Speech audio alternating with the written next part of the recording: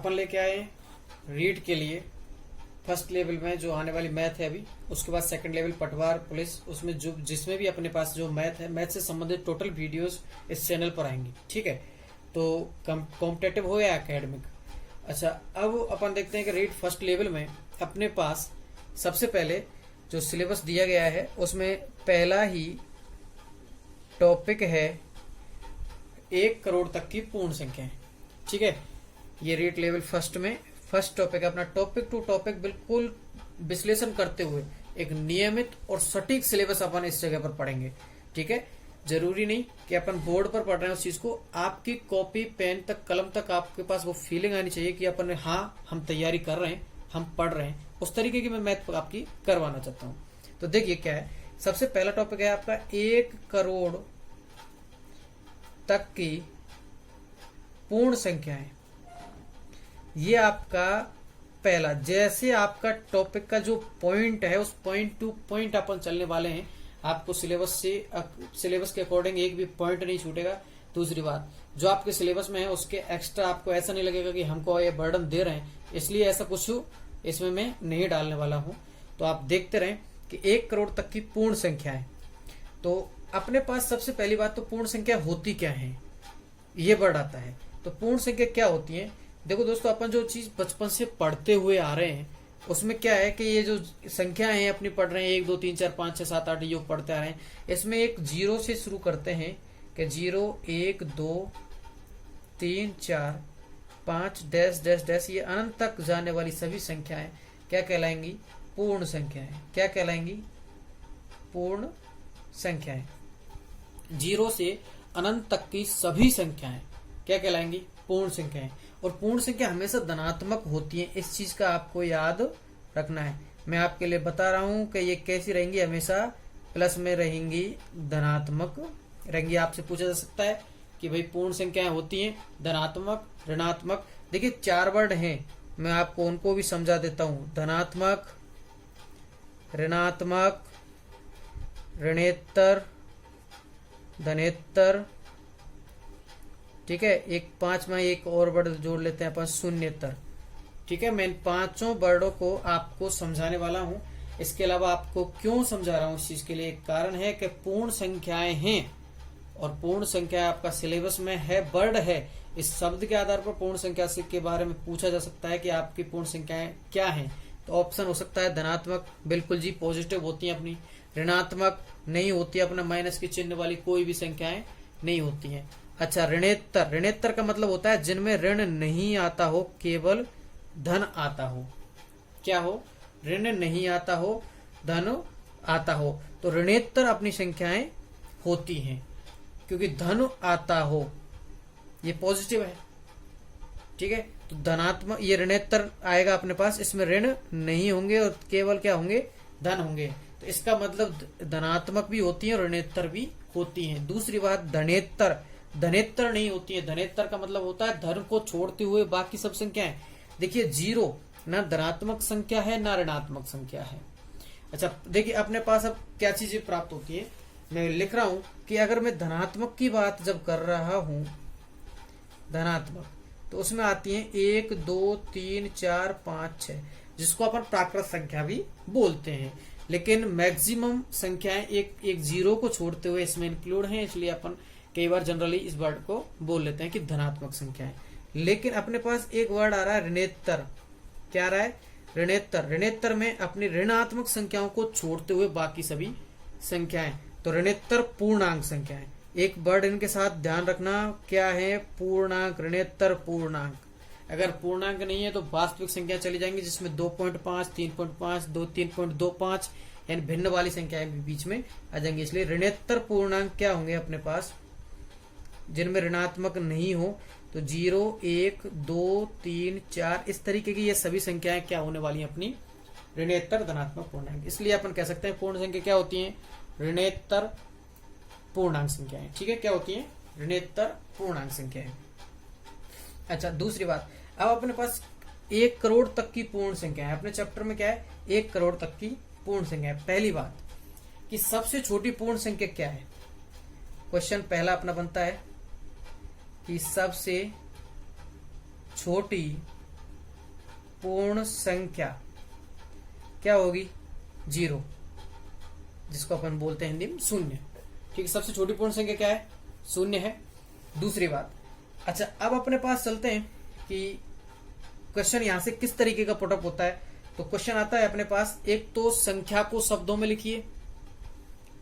दो टाइप के क्वेश्चन आते हैं, 2 टाइप क्वेश्चन, कि एक तो संख्या को शब्दों में लिखिए, दूसरी बात शब्दों में जो लिखा हुआ है शब्दों को अंकों में लिखिए। जो संख्या दी गई है उसको अंकों में लिखना है। ये 2 तरह के क्वेश्चन आते हैं आपके। तो इन 2 तरह के क्वेश्चनों के लिए पहली बात आपको संख्याओं का नॉलेज होनी चाहिए, कि संख्याओं के बारे में पता होना चाहिए, संख्या कैसी होती है। तो देखिए मैं आपके रिवर्स चलता हुआ आ रहा हूं कि जैसे कोई भी संख्या है उसके राइट साइड वाला अंक इकाई होगा। ठीक है, तो उसके जस्ट लेफ्ट में आने वाला अंक दाई, इकाई, दाई, सैकड़ा, हजार, 10,000, यहां पर आएगा लाख, ये 10 लाख, करोड़। आपको यहीं तक बोला गया है, आपके सिलेबस में है 1 करोड़ तक की पूर्ण संख्या है, लेकिन अपन 9 करोड़ तक पहुंच सकते हैं। 9 करोड़ 99 लाख 99,999 तक ये संख्या अपने आ सकती है। ठीक है, इससे आगे अपन लिख सकते हैं 10 करोड़, लेकिन नहीं, अपन को टेबल बना के चल रहे हैं अपन इसमें। अगर अपने पास ये संख्या है, मान के चलो मैं एक संख्या इनके आगे लिख देता हूं, जैसे 7 2 3 1 5 9 0 2, ये संख्याएं इस तरीके से लिखी हुई है।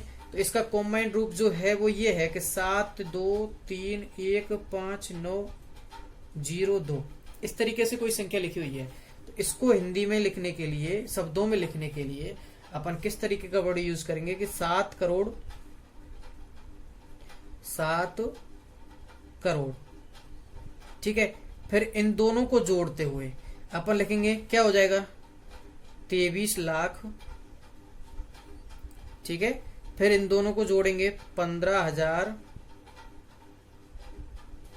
ठीक है, उसके बाद इन दोनों को जोड़ेंगे, सॉरी इसको अलग रखते हुए सैकड़े को ये लिखेंगे अपन 902। क्या लिखेंगे? 902। तो अब इनको मैं लिख सकता हूं 7 करोड़ 23 लाख 15,902। ठीक है, मैं इस चीज को लिख सकता हूं। अच्छा, अपन को इसको पहले याद कर लेना है कि इकाई, दाई, सैकड़ा, हजार, 10,000, लाख, 10 लाख, करोड़, 10 करोड़। ठीक है, अच्छा अब दूसरी संख्या अपने पास जैसे कोई शब्दों में दी हुई, ये मैंने लिखा था अंकों में देने के बाद शब्दों में लिखना है। अब अपने पास कोई शब्दों में लिखी हो, मान के चलो मैं लिख देता हूं कि 9 करोड़ 9 लाख 9,999। ठीक है, मैंने इस 9 को इसलिए लिख दिया क्योंकि हिंदी में बार बार 9 लिखने के बजाय मैंने मैथ में लिख दिया इस चीज को। ये समझना आपको कि ये एक डिजिट में ही लिखा हुआ है अपना हिंदी में। तो देखिए क्या है कि ये 9 करोड़ 9 लाख 9,999 अपने पास लिखा हुआ है। इसको किस तरीके से लिखना है, तो देखिए अपने पास करोड़ दिखाई दे रहा है। ठीक है, ये डिजिट दिखाई दे रही है। मैं इसको नहीं लिख रहा हूँ, इसलिए मैं इकाई के नीचे क्या लिख रहा हूँ, इकाई और दहाई के नीचे लिख दिया मैंने 99। उसके बाद सैकड़ा, तो सैकड़ा है, तो सैकड़ा अपने पास क्या दिया हुआ है 900, तो मैंने लिख दिया 9। उसके बाद अपने पास हजार है, हजार में दिया गया है 9,000। अच्छा 10,000 मतलब 9 से 10 से बड़ी संख्या नहीं है। ठीक है, कोई बात नहीं, 0 लगा दिया।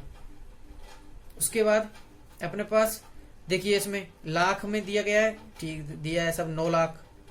अच्छा ये 10 से बड़ी नहीं है तो अपने पास 10 लाख का कोई वर्ड नहीं है, 0 लगा दिया। करोड़ में है 9 करोड़, तो मैंने इस अंक को लिख दिया। आपको सबसे पहले टेबल बनानी है इस तरीके की और उसके नीचे डिजिट लिख लेनी है। डिजिट के अनुसार आपको चलना है। ये आते हैं आपके इस तरीके के क्वेश्चन की भाई संख्या को शब्दों में बदलिए, या फिर आपको लिखना है शब्दों में जो संख्या दी गई है उसको अंकों में बदलो। ठीक है, अच्छा अब आता है एक वर्ड होता है आपका स्थानीय मान। इसमें क्या होता है, स्थानीय मान। स्थानीय मान क्या होगा कि जैसे आपकी जो संख्या है भाई उसका स्थानीय मान होता है। जैसे अपने पास जैसे 9000 है, ठीक है, जो अपन शब्दों में जिस चीज को बोल रहे हैं वो उसका स्थानीय मान होता है। लेकिन कोई बात नहीं, अपन बार बार शब्दों वाली बात पर नहीं जाएंगे। तो जैसे अपने पास मान के चलो अपना जैसे यही एग्जाम्पल है, ये एग्जाम्पल अपने पास दिया गया है। इस एग्जाम्पल के लिए मान के चलो अपन से पूछ लिया जाए कि 3 का स्थानीय मान क्या है, तो मैं लिखूंगा 3 का स्थानीय मान। इस 3 का स्थानीय मान लिखने के लिए मैं क्या करूंगा, 3 को नोट करूंगा, उसके बाद कितनी डिजिट है उतनी में 0 लिख दूंगा। कितनी है 5, तो मैंने 5 डिजिट की क्या लिख दी, 0 लिख दी। ठीक है दोस्तों, तो आप लोगों को करना क्या है कि जितनी भी उसके दाहिनी तरफ अंक हो उतनी 0 लिख देनी है। वो आपका क्या आ जाएगा, इसका स्थानीय मान आ जाएगा। ठीक है, अच्छा अब आता है कि स्थानीय मान के साथ एक जातीय मान। क्या आता है, एक जातीय मान। देखिए जातीय मान में आपको करना कुछ नहीं है। स्थानीय मान में तो जितनी उसके दाहिनी तरफ अंक हो, जैसे मैं एक एग्जांपल और ले लेता हूं। मान के चलो मैंने इस 9 का स्थानीय मान निकालना चाहता, इस 9 का स्थानीय मान निकालने के लिए इसके बाद कितने अंक हैं, 2, तो मैंने 2 0 लगा दी। इसका स्थानीय मान क्या होगा, 900। लेकिन अगर अपन कहते हैं जातीय मान, जातीय मान का मतलब है कि वही की वही अंक उसका क्या होगा, वही अंक स्वयं अंक, मैं लिख देता हूं दूसरा वर्ड भी, स्वयं अंक ही क्या होगा, जातीय मान होगा। तो जैसे इसमें बोलता हूं कि इसका जातीय मान क्या होगा, तो 9 होगा। इसमें मैं बोलता हूं जैसे कोई एग्जांपल अपना ये, इसमें क्या होगा, तो मैं लिख देता हूं 5, तो 5 ही इसका जातीय मान है। खुद संख्या में जिस अंक का पूछा जाए वो स्वयं ही क्या होता है, उसका जातीय मान होता है। ठीक है, अब आते हैं अपनी तुलना। ठीक है भाई, के आपके वर्ड दिया हुआ है, तीसरा वर्ड है आपके में तुलना, और उस तुलना पर मैं आपके तुलना के बारे में बात कर रहा हूं कि तुलना पर किस तरीके के क्वेश्चन आ सकते हैं और किस तरीके के नहीं आ सकते। ठीक है, तो देखिए नहीं आने वालों पर अपन कोई जिक्र नहीं करने वाले, क्योंकि अपन को सीमित और संयमित सिलेबस पढ़ना है बिल्कुल। अच्छा देखिए क्या है कि बड़ी, एक तो बड़ी संख्या कौन सी होती है और एक छोटी संख्या कौन सी होती है। इस चीज के बारे में आपको नॉलेज होनी चाहिए कि छोटी संख्याओं को पहचान सकते हैं। आपसे पूछा जा सकता है कि दी गई संख्याओं का बढ़ता हुआ क्रम कौन सा है, ये भी तुलना में आता है। दी गई संख्याओं का घटता हुआ क्रम कौन सा है, ये भी तुलनाओं में आता है कि नीचे दी गई संख्याओं में बड़ी कौन सी संख्या है, छोटी कौन सी संख्या है। ठीक है, या फिर नीचे दी गई संख्याओं का सही क्रम बताइए। तो देखिए क्या होगा कि अपने पास सबसे पहली बात तो अपन को ये पता होना चाहिए कि ये बड़े का निशान है, इसके इधर लिखने वाली संख्या, मान के चलो मैंने लिखा a और इसके इधर लिखी b, तो इसका मतलब क्या है कि a बड़ी है b से। मैं लिख रहा हूं a बड़ी है b से। अगर मैंने लिखा है कि a और इस तरीके का मुंह खोल दिया b की तरफ, तो इसका मतलब क्या है कि a छोटी है b से। क्या होगा कि जिधर की तरफ मुंह खुला है उधर संख्या बड़ी है, जिधर की तरफ मुंह बंद है उधर संख्या क्या है, छोटी है।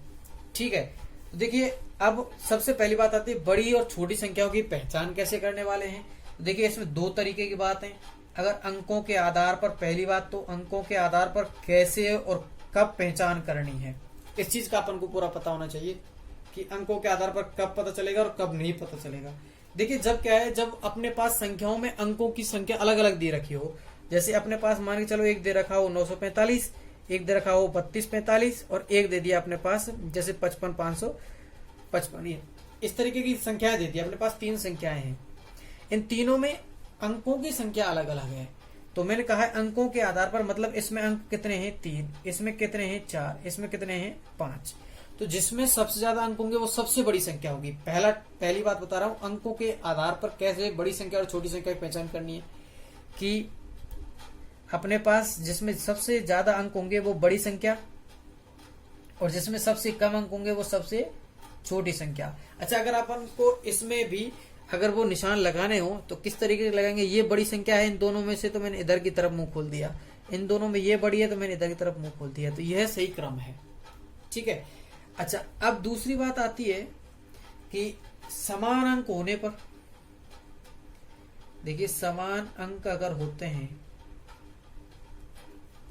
जैसे मैंने कहा भाई यहाँ तो अंक अलग अलग थे भाई, एक में 3 थे, एक में 4 थे, एक में 5 थे, लेकिन अगर आगे की अंकों की संख्या समान आ जाए, तो जैसे मान के चलो अपने पास 32 45 32 78 31 69, ठीक है, इस तरीके की संख्याएं अपने पास प्राप्त हो जाती है। तो अपन को क्या करना है, अब चलना है बाईं तरफ से। मैंने स्थानीय मान के लिए दाईं तरफ वाले अंकों के लिए बोला था, ठीक है, और एक वर्ड इसमें बोल रहा हूं बाईं तरफ से। क्या समान अंक होने पर क्या करना है, अपन को बाईं तरफ के अंक देखने हैं। तो बाईं तरफ का पहला अंक देखिए, लेफ्ट साइड में बाईं तरफ आपको पता होता है कि ये अगर अपने पास 2 हैं तो ये तो दायां होगा इधर, और ये अपना बायां होगा। किसी से अगर गलती होती है तो ऐसी गलती मत करना, देख लेना इधर लेफ्ट वाले, इसको मैं लेफ्ट भी बोल सकता हूँ, ध्यान रखना, ये लेफ्ट और ये राइट। जिन लोगों से मिस्टेक हो जाती है ऐसी छोटी छोटी मिस्टेक नहीं करें, ठीक है। तो अब अपने पास आता है कि समान अंक होने पर, तो जैसे समान अंक इसमें देखिए पहला, ये अंकों की संख्या तो 4 4 है, तो मैंने कोई बात नहीं, समान अंक है, लेकिन इसका देखिए पहला बाईं तरफ से चालू कीजिए तो 3 3 3, इसका मतलब इस अंक पर कोई भी अपन पहचान नहीं कर सकते कि कौन सी बड़ी संख्या है कौन सी छोटी संख्या है। उसके बाद दूसरे अंक पर आइए, तो दूसरा अंक इसमें 2 है, इसमें भी 2 है, इन दोनों में भी पहचान नहीं कर सकते, लेकिन इसका 1 है, इसका मतलब ये छोटी संख्या है। क्या हुई, ये छोटी संख्या हो गई, 1 है। अच्छा, उसके बाद बाईं तरफ से फिर तीसरा अंक देखते हैं इन दोनों में पहचान करने के लिए। तो इसमें देखते हैं कि 4 है छोटा और 7 क्या है बड़ा, इसका मतलब ये इससे छोटी है, ठीक है। सॉरी, ये चैन उल्टा लग गया, ये इससे छोटी है। अगर ये संख्या छोटी है और ये सबसे छोटी है, तो मैं सही क्रम लिखने के लिए इनको लिख सकता हूं कि 32 78 बड़ी संख्या है, उससे छोटी है 32 45, और उससे छोटी होगी 31 69। इस तरीके से अपन क्या करेंगे, संख्याओं की तुलना करेंगे, ठीक है। इस तरीके से आपकी ये होती है संख्या पद्धति कंप्लीट हो जाती है। फिर आपका दूसरा टॉपिक बचता है ऐसी में मूल संक्रियाएं, जोड़, बाकी, गुना, भाग और भारतीय मुद्रा। उसका अपन अगले टॉपिक पर बात करेंगे अगली वीडियो के साथ। लेकिन इसमें अगर आपको कोई प्रॉब्लम दी गई है, प्रॉब्लम आती है, तो उस चीज के बारे में आप जैसे वीडियो पर कमेंट सेक्शन में जाके कमेंट करके मुझे बता दीजिए कि इसमें आपको ये प्रॉब्लम आ रही है। तो उससे क्या है कि मैं आगे ऐसी कोई प्रॉब्लम को रिसॉल्व करके आपको साथ के साथ प्रेजेंट करा सकूं, दे सकूं, आप लोगों के लिए कुछ अच्छे से अच्छा और बेहतर से बेहतर आप तक पहुंचा सकूं। ठीक है, धन्यवाद दोस्तों।